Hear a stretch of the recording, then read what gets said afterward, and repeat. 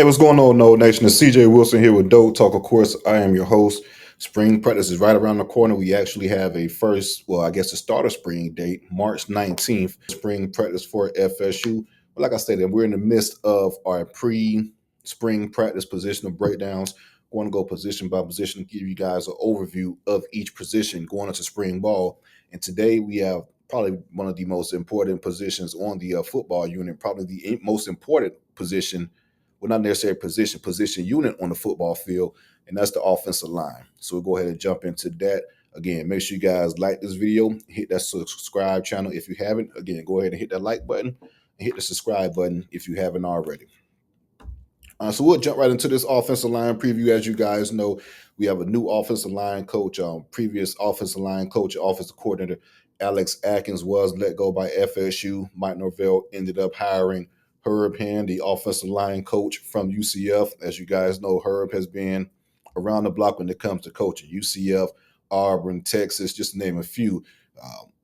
Has done a really good job over the years as far as developing and getting the best out of his guys. Hopefully that transitions to FSU within his first year at FSU. And he was really active in the transfer portal as well, bringing in some guys that played a lot of football for FSU to come in and try to quick fix,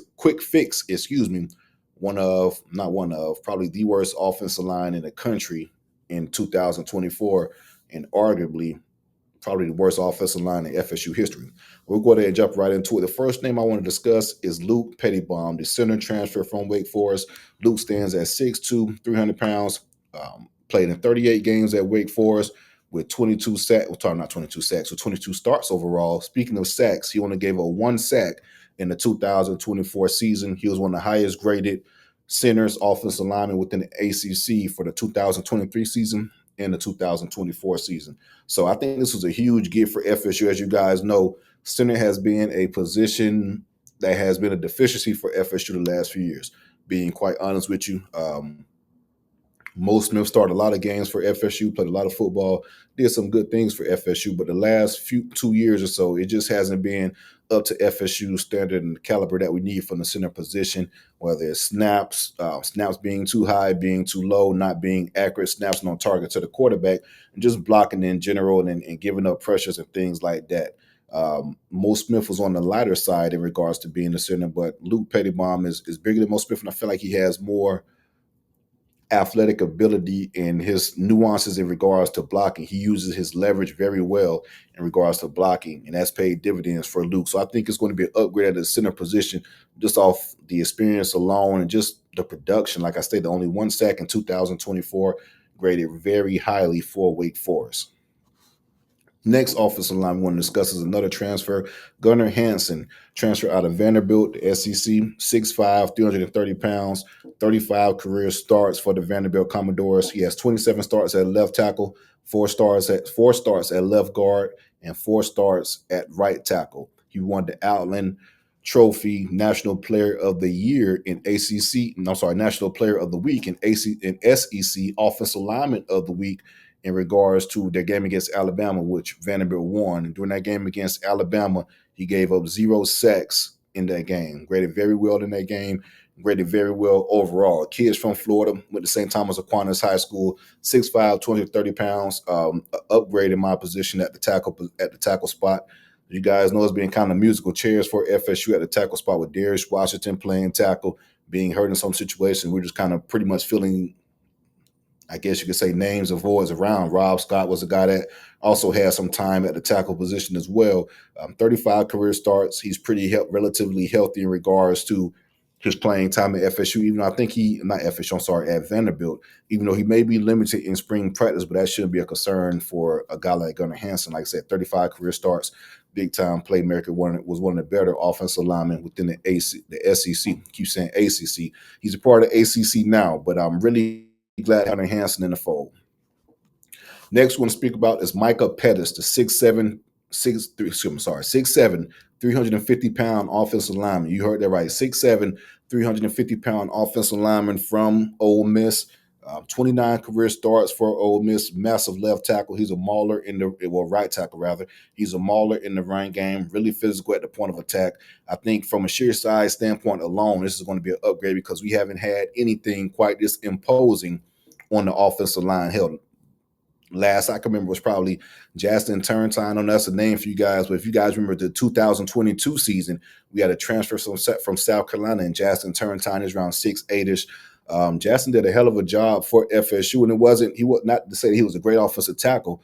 It was just the fact that he was so big. It was just hard for offensive or defensive linemen rather to get around him. I think Pettus is a better player than Turntine with similar size. So when I say that to say this, we're going to get pretty much similar results in regards to what we got from Turntime, but just to a higher level, in my opinion.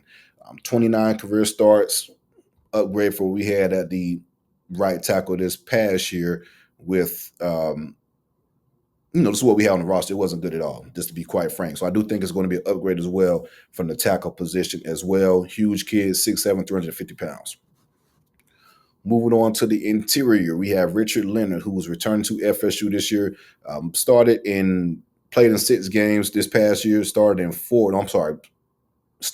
games this past year before a season-ending injury. But during those 4 games for FSU, he was one of the highest graded offensive linemen for FSU. I'm not saying a lot because the offensive line in general and overall just didn't grade well, but just from an individual standpoint, Richard Leonard had really good grades for FSU. I think it was in the 70 range prior to getting injured. He's going to be fully healthy coming into this 2025 season. Transfer from the University of Florida going into the 2024 season.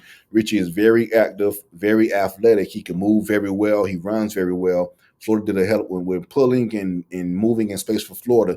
He did a really good job in moving in space and getting to his spots and making sure that the block was effective due to just being athletic and getting on the defensive lineman quicker than expected. So I expect Richard Leonard to pretty much continue what he started at Florida and kind of continue what he started at the beginning of last year prior to the injury and be effective for FSU going into the 2025 season. I do think Richie will start at one of the guard positions.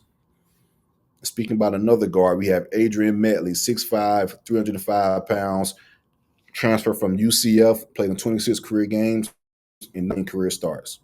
You hear a pattern, right? 19 career starts for him. Pettus, 29 career starts. Gunnar Hansen, 35 career starts.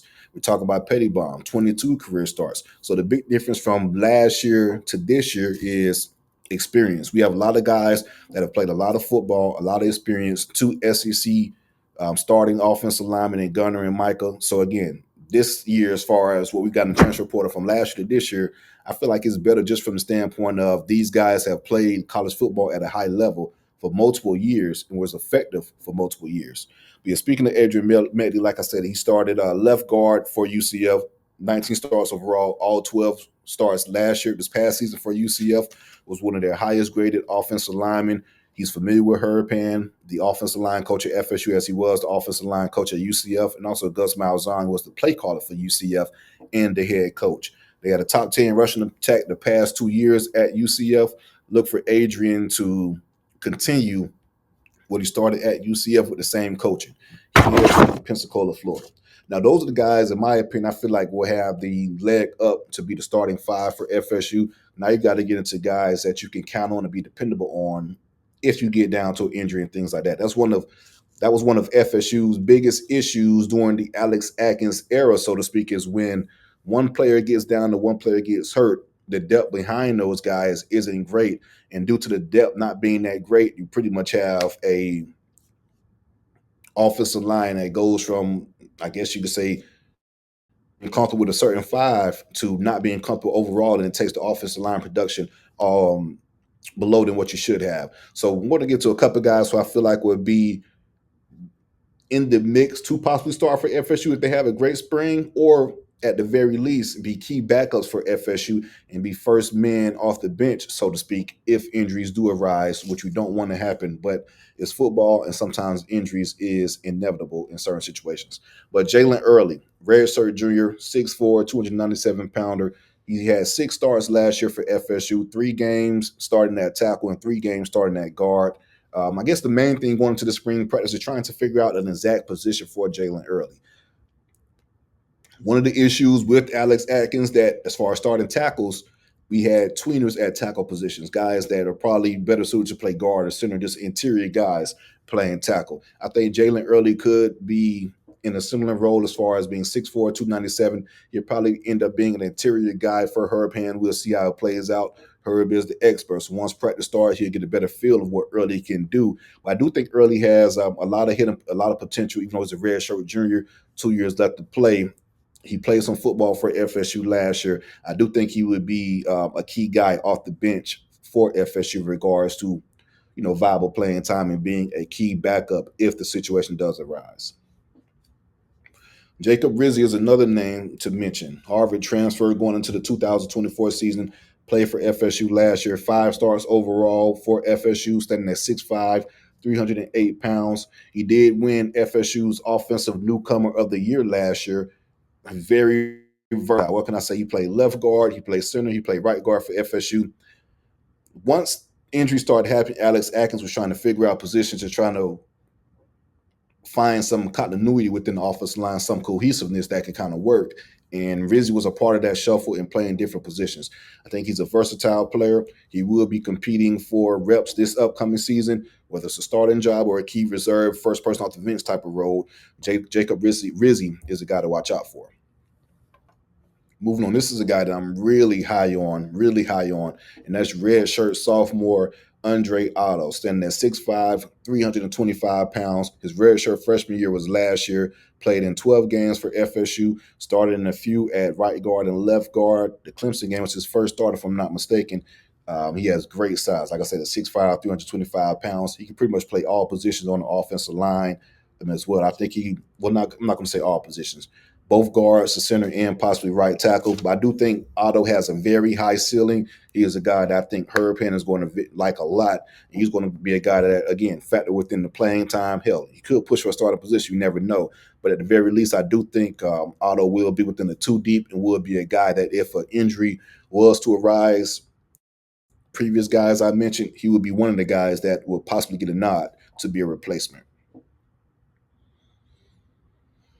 TJ Ferguson is a guy as well that'll possibly be in that role as far as vying for playing time and things like that. Played in 11 games last year for FSU with 7 starts overall. I think he'll be competing for interior spot as far as a backup role for FSU. This is his redshirt senior year. This is his last go-round. So you never know. It could be interesting to see how spring practice play out. He could be a candidate for possibly in the transfer portal to find some playing time and go to a program where he can be a surefire starter for his last year. Brian Neese is another veteran offensive line that's been the perennial backup for FSU. This is his redshirt senior year. He was on the field goal unit last year as far as on the offensive line, playing special teams for FSU. He's a guy that, like I said, going to be vying for a backup position or possibly transferring out. You never know for the spring portal window to possibly play his last year at a program to where he could be a full-time starter.